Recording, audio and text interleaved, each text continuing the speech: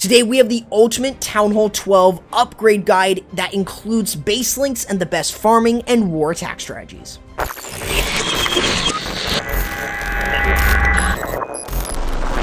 First, the new buildings that you unlock as a Town Hall 13, consisting of a couple traps, which is always really nice, but along with this, getting two new things that no other Town Hall level has. The Scattershot, a new splash defense, and the Royal Champion, your fourth hero in the game. Now, the Royal Champion we're going to talk about a little bit later on as well, along with the Scattershot, but those are going to be the new things that you unlock.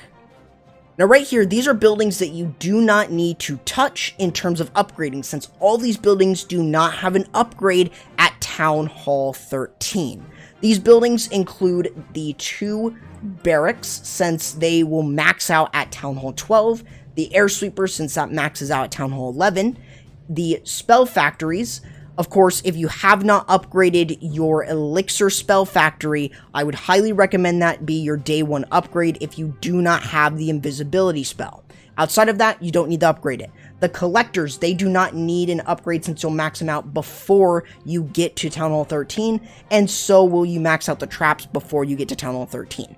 Those are the buildings and traps that you will not have to upgrade, but let's move on into your first day priority upgrades. Now, from here on, we're going to be talking about my recommended way to upgrade as a Town Hall 13 player, whether you're new to Town Hall 13, you just upgraded, or you've been at Town Hall 13 for a while, but you're kind of stuck in terms of what you should be upgrading. So if you're new, day one, you want to focus on these buildings here. Getting the laboratory is incredibly important. Having stronger troops is a must at Town Hall 13.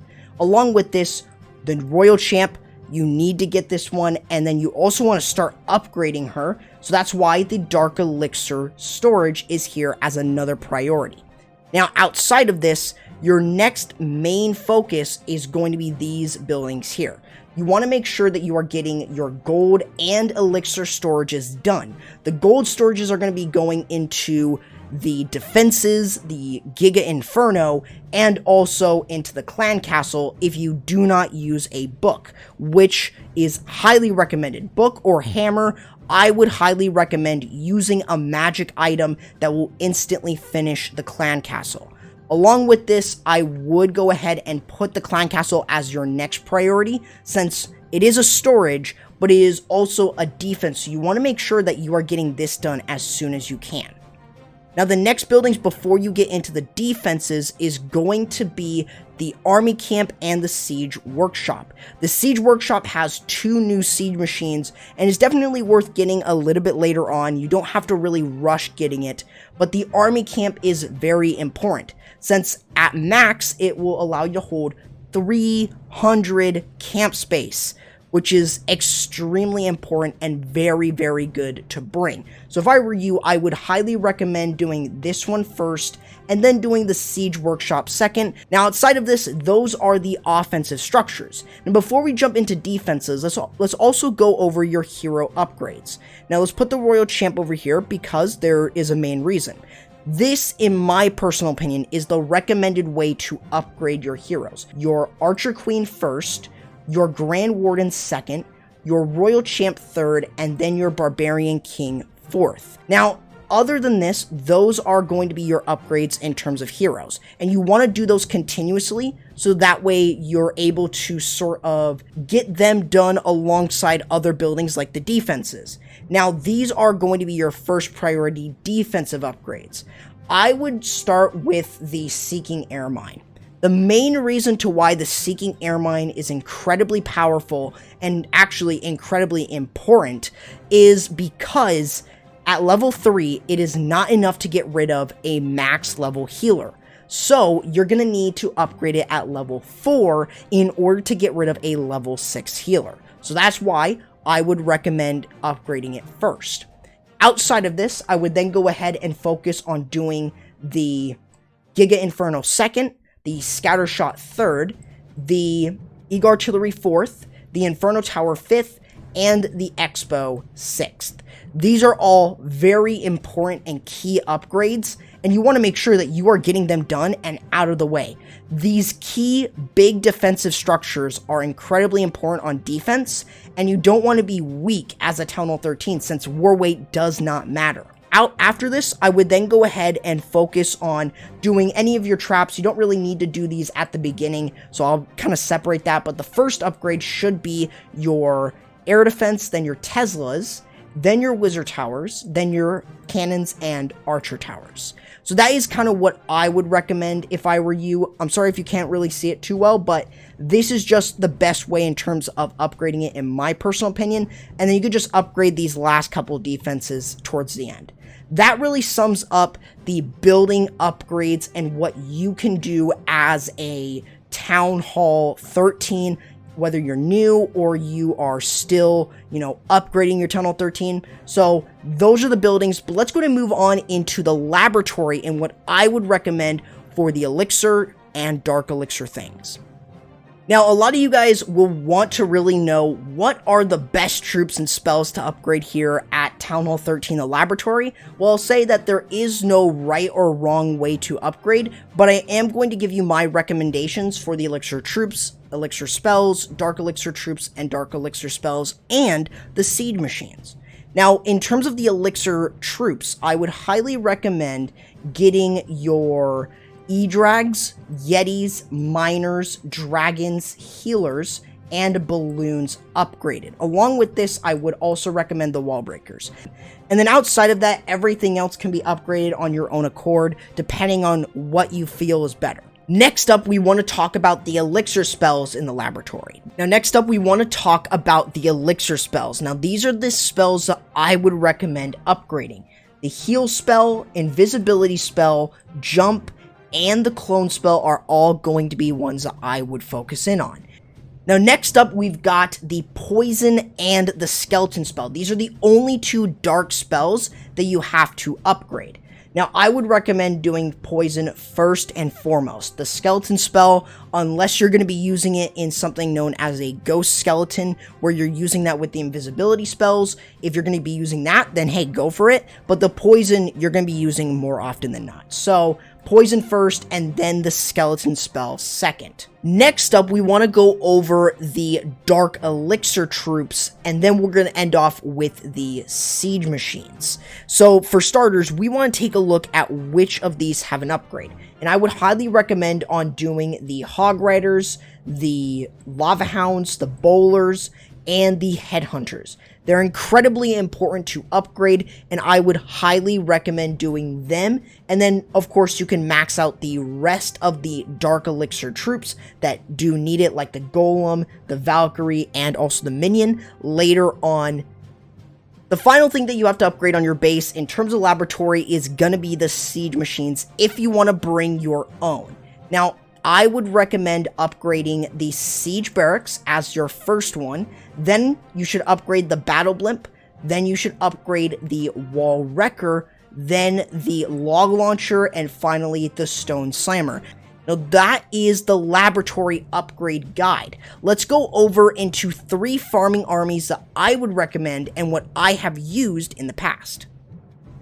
Next up, let's talk about the top 3 farming strategies that you can use as a Town Hall 13, whether you're new or intermediate. Now, these 3 here are ones that I would recommend for farming. First would be hybrid. Hybrid is really good. You can see the cost of it, and it's really good for farming since it gets you practically ready for both war and you're also farming for loot. So I would highly recommend using the Queen Charge Hybrid, or if you want to use the really powerful Blizzard one, you can always go ahead and use the composition I have up here, where you've got the use of the invisibility spells, so you can use that too, since that's exactly what I have in my army composition here. I'm just trying to get better at that. Along with this, you can also go the elixir heavy route if you don't want to use any dark elixir, but you've got the use of mass E-Drag.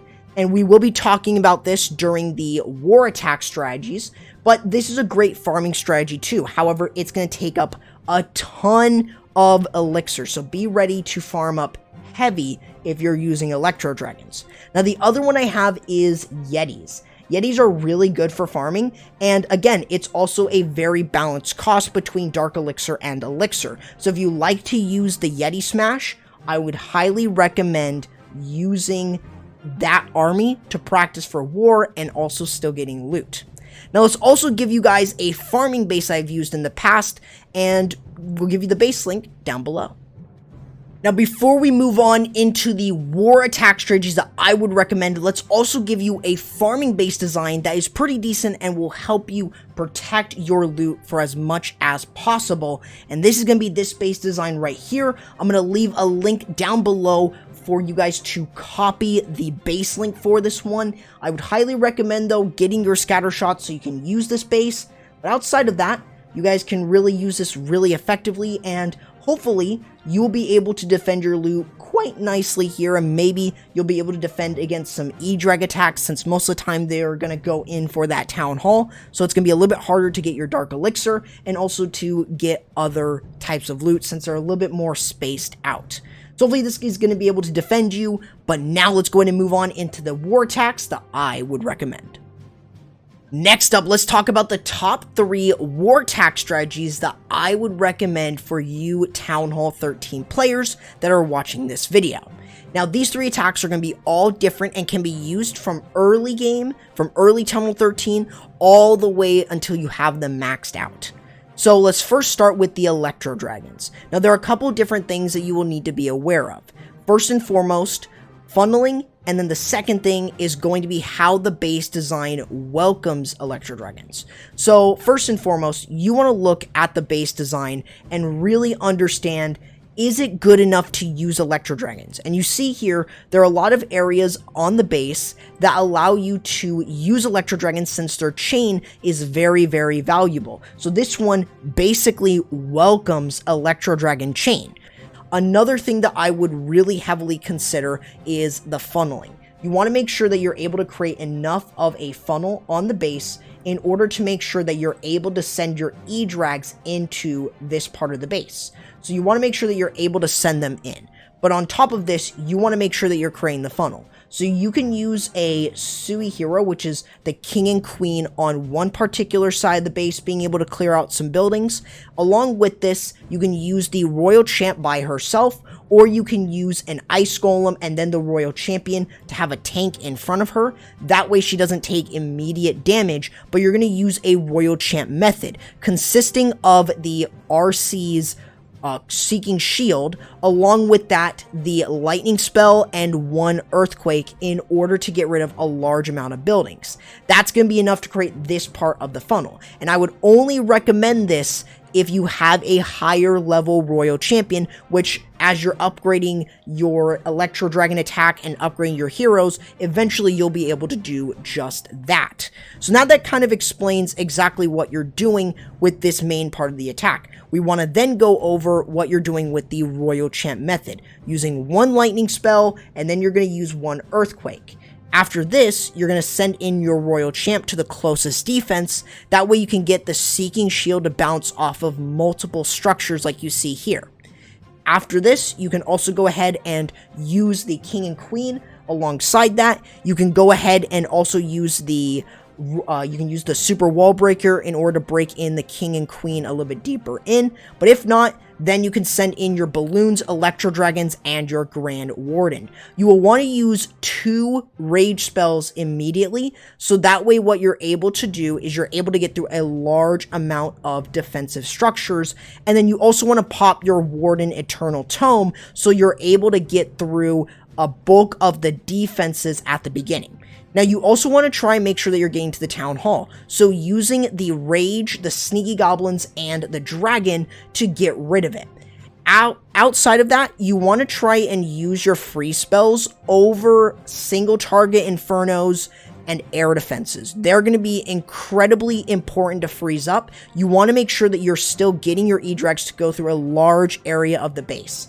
So making sure that you're able to do exactly that, protecting a bulk of your E-Drags from single target Infernos and also from other point defenses like maybe Expos, but mainly the air defenses, which are going to be a big and heavy threat. You want to make sure that you're able to get through. You do not want all your E-Drags to die out way too quickly. So those are just my recommendations for using the Electro Dragons, but that gives you an option if you decide on using a very simple mass E-Drag attack for those of you who are new to Town Hall 13. And you guys may have seen different Electro Dragon attacks in the World Championships from HT Family. That just really goes to show how powerful they are. Let's go over into the second attack that I would recommend. Now, the second attack strategy that I would recommend, and this can be swapped around these two attacks, but is going to either be the DragBat or the Zap Dragons. Dragon-based attacks are very strong, and this is another attack strategy that I would recommend that you try on using. Now, DragBat here is very simple. You want to look at the base design, and you want to look at splash-related defenses, mainly consisting of a couple different things. So, such as the Wizard Towers, the Town Hall, Scattershot, and also any multi-target Infernos and the Eagle Artillery. Those are going to be very important. Now, DragBat is incredibly powerful since there are a lot of single Infernos going around, so it's better to use DragBat over Zap Dragons most of the time. Outside of this, though, you want to try and find the right entry point. So you want to try and get to that Town Hall as quickly as you can, but on top of this, you want to make sure that you are trying to avoid getting blown back by the sweepers, if it's possible. So what you want to do is you want to look for that middle ground.